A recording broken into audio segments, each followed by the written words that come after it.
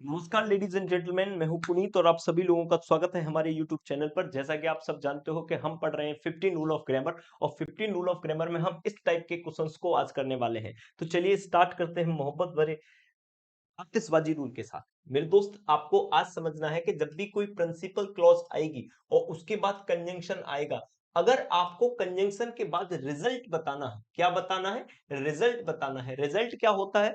जब कोई एक्शन हो जाता है उसके बारे में जब आप रिजल्ट पूछा जाता है तो आप इस तरह से बता सकते हो कि जैसे सब्जेक्ट आया और सब्जेक्ट के बाद आप वर्ब लगा सकते हो। क्या लगा सकते हो? वर्ब लगा सकते हो। वर्ब में हेल्पिंग वर्ब और मेन वर्ब दोनों हो सकते हैं। इसके बाद आप तो सो लगा सकते हो या फिर सच लगा सकते हो, सो या सच। इसके बाद एडजेक्टिव आएगा मेरे दोस्त। क्या आएगा मेरे दोस्त? एडजेक्टिव आएगा। फिर आएगा दैट, और दैट के बाद एक नया सेंटेंस स्टार्ट हो जाएगा, सब्जेक्ट प्लस के वर्ब प्लस के ऑब्जेक्ट। तो ऐसी चीजें मेरे दोस्त, ऐसी चीजें आपको ये समझना पड़ेगा कि ऐसी चीजें रिजल्ट को बताती हैं। ऐसी चीजें या तो सो दैट रिजल्ट को बताता है या सच दैट भी रिजल्ट को बताता है। सो दैट और सच दैट दोनों ही रिजल्ट को बताते हैं। लेकिन डाउट मेरे दोस्त तब पैदा होता है कि जब सो और एज के बारे में पूछा जाता है। सो और एज कब आता है? डाउट जब पूछा जाता है मेरे दोस्त सच के बाद एज पूछा जाता है कि सच एज कहां आता है। सच के साथ दैट भी आ जाता है। वो सारी की सारी कंडीशंस आपको समझनी पड़ेंगी, ये बातें आपको सारी की सारी समझनी पड़ेंगी। और सो के साथ दैट भी आता है। ठीक है मेरे दोस्त। अब ये कंडीशन कब कब आते हैं, इन बातों को आराम से समझ लीजिए। पहली कंडीशन आती है मेरे सो के साथ एज। जब भी सो के साथ एज आएगा तो इस बात का आप समझोगे कि वहां पर कंपैरिजन होगा। क्या होगा मेरे दोस्त? कोई ना कोई बात का कंपैरिजन हो रहा होगा, तभी सो और एज लगाएंगे, उससे पहले सो और एज नहीं लगा सकते। सच एज जब लगाएंगे जब हम एग्जांपल्स दिया करते हैं। क्या दिया करते हैं? एग्जांपल। जब हम एग्जांपल्स दिया करते हैं तब हम सच के साथ क्या लगाते हैं? सच के साथ एज लगाते हैं। अच्छा, सच के साथ जब दैट लगाते हैं तो सच और दैट कॉज एंड इफेक्ट के लिए आता है। किसके लिए आता है? Cause and effect. Cause and effect. जब किसी बात का कॉज एंड इफेक्ट होता है, मतलब जब किसी बात का कॉज एंड इफेक्ट होता है तब सच दैट लगाया जाता है। और सो और एज, आप जैसा कि आप सब जानते हो कि रिजल्ट के लिए सो किया जाता है। क्या लिया जाता है? रिजल्ट के लिए शो ऑफ किया जाता है। तो चलिए देख लेते हैं एग्जांपल के साथ। सच दैट भी कभी कभार रिजल्ट के लिए आता है, लेकिन वो डिपेंड करेगा आपके एग्जांपल्स कैसे हैं। चलिए मेरे दोस्त देख लेते हैं इनके क्वेश्चंस किस तरह से हैं। तो सबसे पहला क्वेश्चन आपकी स्क्रीन कर आगे है, बड़े ध्यान से समझिएगा। She was not so happy that her sister watch. अगर आप इस सेंटेंस को समझोगे तो बड़े ध्यान से समझो कि यहां पर पेयर बनी है सो और दैट की। और जो सो और दैट जब भी आता है तो वहां पर रिजल्ट बताया जाता है। रिजल्ट बताया जाता है कि ये ऐसा व्यक्ति था इसलिए उसने ऐसा कर लिया। तो यहां पर आप अगर सेंटेंस का सेंस देखोगे तो यहां पर कंपैरिजन हो रहा है। वह उतनी खुश नहीं है जितनी कि उसकी बहन। तो यहां पर सो के साथ मेरे दोस्त एज की पेयर बननी चाहिए, ना कि सो के साथ दैट की पेयर बनेगी। ना कि सो के साथ मेरे दोस्त किसकी पेयर बनेगी? दैट की पेयर बनेगी। तो मेरे दोस्त यहां पे सिंपल सी बात थी कि सो के साथ किसकी पेयर बनेगी? एज की पेयर बनेगी। सेकंड क्वेश्चन मेरे दोस्त, we are discussing topic such as. Such as का मतलब सिंपल सा होता है एग्जाम्पल के बारे में बात कर रहे हैं, जैसे वेदर हुआ, पॉलिटिक्स हुआ, स्पोर्ट्स हुआ, इसमें कोई डाउट नहीं है मेरे दोस्त। सच एज हमेशा एग्जाम्पल्स के बारे में सोचने की काम करता है।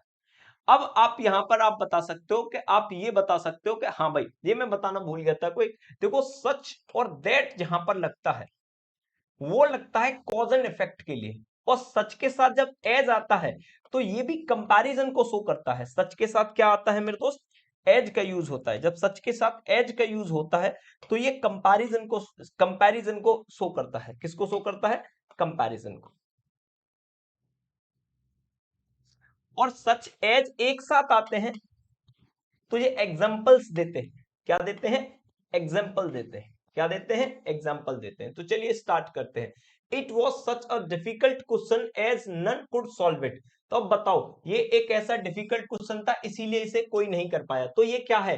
कॉज एंड इफेक्ट है। सच के साथ क्या आता है? Cause and effect. Cause and effect.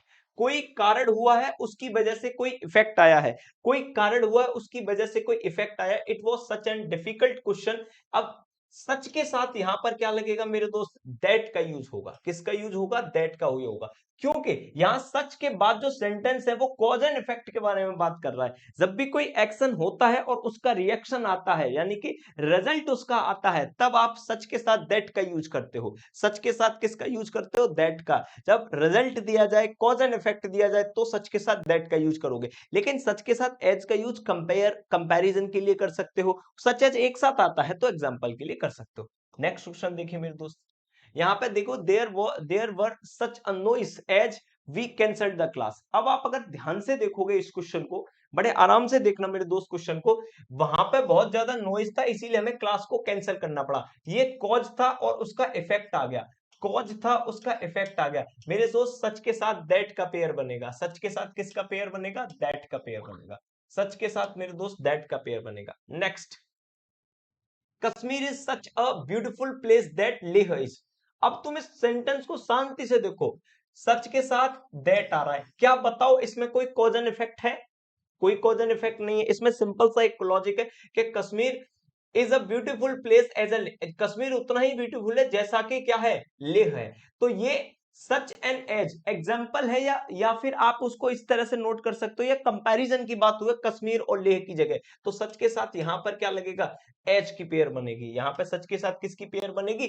As की पेयर बनेगी।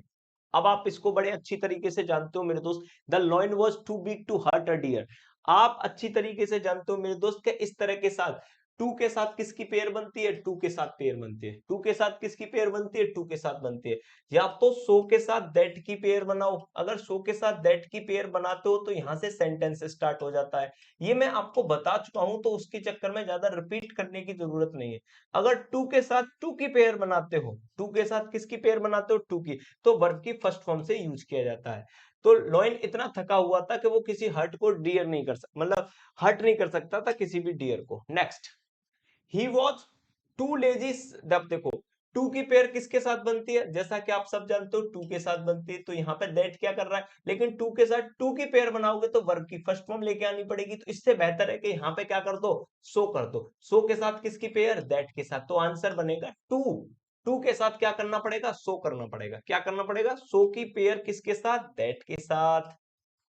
और टू की पेयर मेरे दोस्त किसके साथ? टू के साथ। और ये मैं एक पिछली वीडियो में ऑलरेडी बता चुका हूं, तो आप अगर आप इसी वीडियो को देख रहे हैं तो पिछली वीडियो जरूर देख लेना।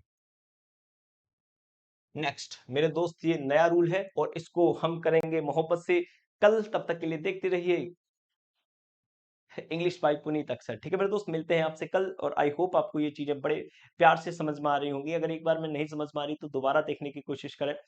और हमारी वीडियोस को लाइक करना ना भूलें, और थंबनेल टपाटप दब जाना चाहिए। Bye bye.